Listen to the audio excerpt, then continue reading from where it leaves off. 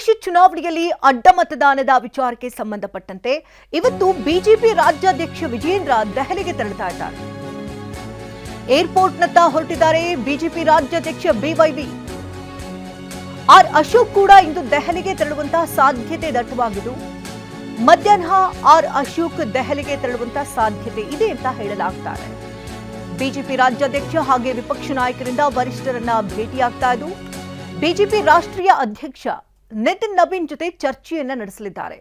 ವಿಧಾನ ಪರಿಷತ್ ಅಡ್ಡ ಮತದಾನದ ಬಗ್ಗೆ ನಿತಿನ್ಗೆ ಸಂಪೂರ್ಣ ಮಾಹಿತಿಯನ್ನ ನೀಡಲಿದ್ದಾರೆ. ವಿಧಾನ ಪರಿಷತ್ ಚುನಾವಣೆಯಲ್ಲಿ ತೀವ್ರ ಮುಖಭಂಗಗಳು ಕೂಡ ಆಗಿತ್ತು. ಅಡ್ಡ ಮತದಾನದ ಬೆನ್ನಲ್ಲೇ ಈ ವಿಚಾರವನ್ನ ದೆಹಲಿ ನಾಯಕರಿಗೆ ತಿಳಿಸ್ತಾ ಇದ್ದಾರೆ. ಇದೀಗ ದೆಹಲಿಗೆ ತೆರಳುತ್ತಾ ಇದ್ದಾರೆ ಬಿವೈ ವಿಜೇಂದ್ರ. ಆರ್ ಅಶೋಕ್ ಕೂಡ ದೆಹಲಿಗೆ ಮಧ್ಯಾಹ್ನ ತೆರಳುವ ಸಾಧ್ಯತೆ ಇದೆ. ವಿಧಾನ ಪರಿಷತ್ ಅಡ್ಡ ಮತದಾನದ ವಿಚಾರ ಇದೀಗ ಆಣೆ ಪ್ರಮಾಣಕ್ಕೆ ತಿರುಗಿದೆ. ವಿಜೇಂದ್ರ ತಮ್ಮದೇ ಶಾಸಕರನ್ನ ಧರ್ಮಸ್ಥಳಕ್ಕೆ ಕರೆದೊಯ್ಯೋದಕ್ಕೆ ಸಜ್ಜಾಗಿದ್ದಾರೆ. ಮಂಜುನಾಥನ ಮುಂದೆ ಆಣೆ ಮಾಡಿಸುವುದಕ್ಕೆ ತೀರ್ಮಾನಿಸಿದ್ದಾರೆ. ಆದರೆ ಕೆಲ ಶಾಸಕರು ಆಕ್ಷೇಪವೆತ್ತಿದ್ದಾರೆ. ಹೀಗಾಗಿ ಆಣೆ ಪ್ರಮಾಣ ನಡೆಯುತ್ತಾ ಅನ್ನೋ ಕುತೂಹಲ ಮೂಡಿದೆ.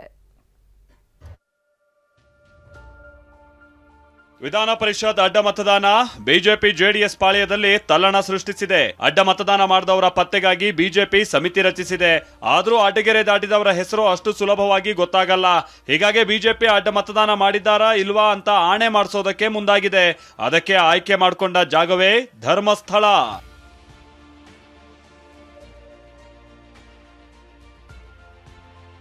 ಅಡ್ಡ ಮತದಾನ ಮಾಡಿದವರು ತಾಯಿಗೆ ದ್ರೋಹ ಬಗೆದವರು, ಅವರಿಗೆ ತಕ್ಕ ಶಿಕ್ಷೆ ಆಗೇ ಆಗುತ್ತೆ ಅಂತಿರುವ ಬಿಜೆಪಿ ರಾಜ್ಯಾಧ್ಯಕ್ಷ ಬಿವೈ ವಿಜೇಂದ್ರ ಧರ್ಮಸ್ಥಳದಲ್ಲಿ ಶಾಸಕಾಂಗ ಪಕ್ಷದ ಸಭೆಗೆ ನಿರ್ಧರಿಸಿದ್ದಾರೆ. ಇದೇ ಗುರುವಾರ ಅಥವಾ ಶುಕ್ರವಾರ ಧರ್ಮಸ್ಥಳದಲ್ಲಿ ಸಭೆ ನಡೆಸಿ ಅಲ್ಲಿ ಆಣೆ ಪ್ರಮಾಣ ಮಾಡಿಸಲಿದ್ದಾರೆ. ಮಂಗಳವಾರ ದೆಹಲಿಗೆ ಹೋಗಿ ವರಿಷ್ಠರ ಬಳಿಯೂ ಕೂಡ ಈ ಬಗ್ಗೆ ಚರ್ಚೆ ನಡೆಸಲಿದ್ದಾರೆ. ಬಳಿಕ ಎಲ್ಲ ಶಾಸಕರನ್ನ ಧರ್ಮಸ್ಥಳಕ್ಕೆ ಕರೆದು ಆಣೆ ಮಾಡಿಸೋದಕ್ಕೆ ಬಿಜೆಪಿ ಪ್ಲಾನ್ ಮಾಡಿಕೊಂಡಿದೆ.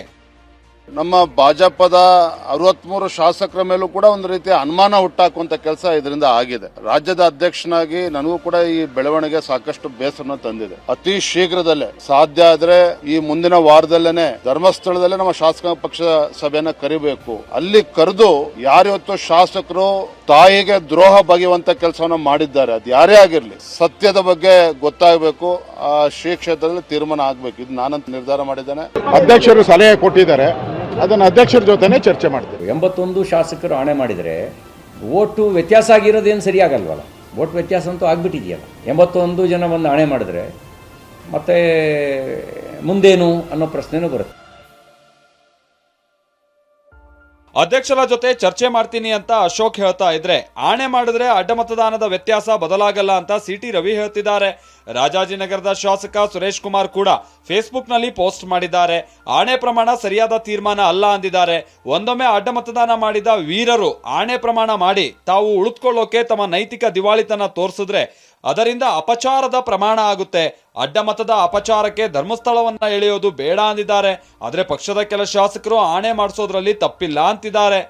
ಇದರಲ್ಲಿ ಯಾರು ತಪ್ಪು ಮಾಡಿದ್ದಾರೆ ಅವ್ರನ್ನ ಕಂಡು ಹಿಡಿಲಕ್ಕ ಧರ್ಮಸ್ಥಳದಲ್ಲಿ ಹೋಗಿ ಆಣೆ ಪ್ರಮಾಣ ವಚನ ಮಾಡಿದ್ರು ಕೂಡ ಏನ್ ತಪ್ಪೇನಿಲ್ಲ. ಅದರಲ್ಲಿ ಏನ್ ತಪ್ಪೈತಿ? ನಮ್ಗೆಲ್ಲರಿಗೂ ಅಧ್ಯಕ್ಷರವರು, ಹಾಗಾಗಿ ಅವ್ರು ತಿಳಿದುಕೊಂಡಂತ ಏನ್ ಸ್ಟೆಪ್ಸ್ ಅದಾವು ಅದಕ್ಕೆ ನಾವೆಲ್ಲರೂ ಬಿಜೆಪಿಯ ಸ್ಥಿತಿ ಇದ್ದ ಮೂವರಲ್ಲಿ ಕದ್ದವರು ಯಾರು ಎಂಬಂತಾಗಿದೆ. ಪಕ್ಕದಲ್ಲೇ ಇದ್ದವರನ್ನ ಅನುಮಾನದಿಂದ ನೋಡುವಂತಾಗಿದೆ.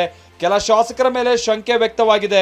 ಇಂಥ ಶಾಸಕರು ಆಣೆ ಮಾಡಿ ಹೇಳ್ತೀನಿ, ನಾನು ಕ್ರಾಸ್ ವೋಟಿಂಗ್ ಮಾಡಿಲ್ಲ ಅಂತಿದ್ದಾರೆ. ಬೇಲೂರು ಶಾಸಕ HK ಸುರೇಶ್, ಉದಯ್ ಗರುಡಾಚಾರ್, ಚಂದ್ರು ಲಮಾಣಿ ಆಣೆ ಪ್ರಮಾಣಕ್ಕೆ ರೆಡಿ ಅಂದಿದ್ದಾರೆ.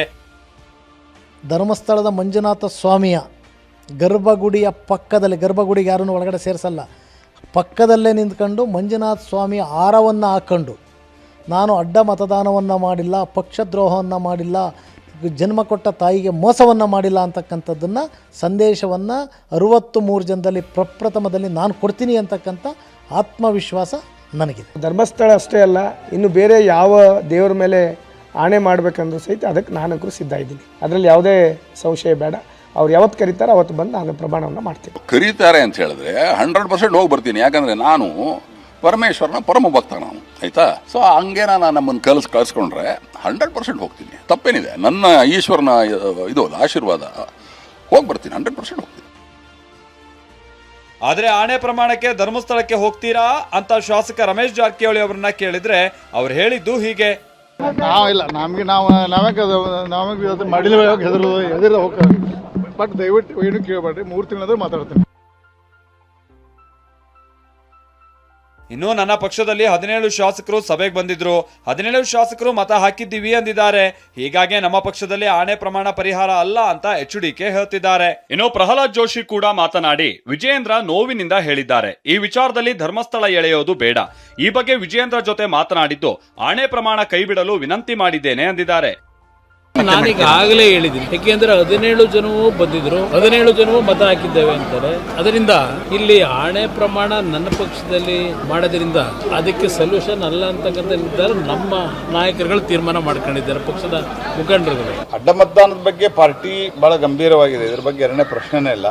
ಆದ್ರೆ ಈ ಆಣೆ ಪ್ರಮಾಣದ ಬಗ್ಗೆ ನಮ್ಮ ರಾಜ್ಯದ ಅಧ್ಯಕ್ಷರು ಬಹಳ ಮನನೊಂದು ಆ ಮಾತನ್ನ ಹೇಳಿದ್ದಾರೆ. ನಾನು ರಾಜ್ಯ ಅಧ್ಯಕ್ಷರಿಗೂ ಫೋನ್ ಮುಖಾಂತರ ವಿನಂತಿ ಮಾಡಿದ್ದೇನೆ. ನಿಮ್ಮ ಮನಸ್ಸಿನ ನೋವು ನನಗೆ ಅರ್ಥ ಆಗತ್ತೆ. ಸ್ವಲ್ಪ ಅವರ ಈ ಒಂದು ನೋವಿನಲ್ಲಿ ಧರ್ಮಸ್ಥಳ ಅತ್ಯಂತ ಪವಿತ್ರ ಕ್ಷೇತ್ರವಾದ್ರಿಂದ ನಮ್ಮ ಇದರಲ್ಲಿ ಧರ್ಮಸ್ಥಳವನ್ನು ಎಳೆಯೋದು ಬೇಡ, ನಾವು ಅದನ್ನು ಫೈಂಡ್ ಔಟ್ ಮಾಡೋಣ.